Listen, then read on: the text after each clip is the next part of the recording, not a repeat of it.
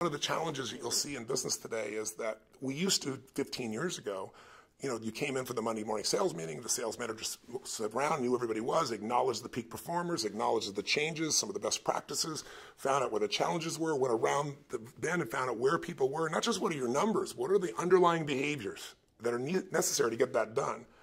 And all that had a rhythm and a cadence, and you knew where everybody was, and you had the ride-alongs. Today, if you go to Fortune 100, Fortune 500, Fortune 1000 companies, they're all doing it differently.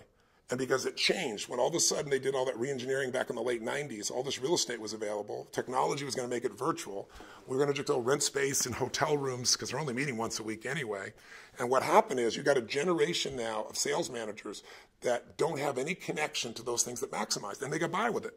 Because the market was so strong, you go to sleep and grow. But today, since 2008, what's happened? Every major corporation has been figuring out how do I become more efficient, how do I cut, how do I get myself a better bottom line profitability, and the stock market's reflected their ability to do that. But we all know you can't cut your way to growth.